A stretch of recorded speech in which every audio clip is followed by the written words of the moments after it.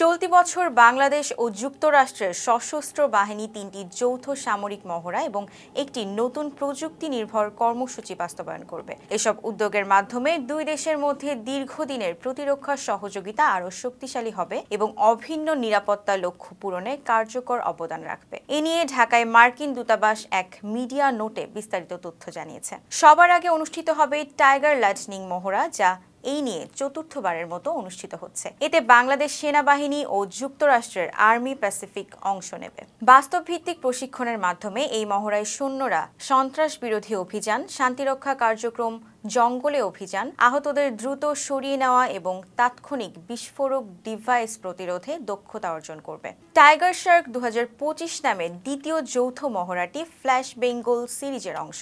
2009 সাল থেকে এটি চলমান। এই মহড়ায় অংশ নেবে Bangladesh special warfare diving and salvage ও প্যারা কমান্ডো ব্রিগেড। দুই দেশের বিশেষ বাহিনী যৌথভাবে যুদ্ধ কৌশল অনুশীলন করবে। পেট্রোল বোট পরিচালনা, স্বল্প পাল্লার অস্ত্র চালনা এবং যুক্তরাষ্ট্রের সামরিক সরঞ্জাম ব্যবহারের মাধ্যমে এসব বাহিনী সংকট মোকাবিলায় আরও প্রস্তুত হবে। তৃতীয় মহড়া প্যাসিফিক অ্যাঞ্জেল বাংলাদেশের চতুর্থবারের মতো অনুষ্ঠিত হবে। এতে দুর্যোগকালে আকাশপথে সরঞ্জাম ও জনবল পরিবহনের জন্য ব্যবহৃত C-130 বিমান বহরের কার্যক্রম তুলে ধরা হবে। পাশাপাশি অনুসন্ধান ও উদ্ধার এবং অ্যারোমেডিক্যাল অর্থাৎ আকাশপথে চিকিৎসা সেবা দেওয়ার দক্ষতা বৃদ্ধিতে বিশেষ গুরুত্ব দেওয়া হবে। এটি মানবিক দুর্যোগ মোকাবিলায় বাংলাদেশের সক্ষমতা আরও বাড়াবে। এছাড়া নতুন একটি প্রযুক্তিগত কর্মসূচি হিসেবে যুক্তরাষ্ট্র ও বাংলাদেশ যৌথভাবে চালু করছে RQ-21 ব্ল্যাকজ্যাক।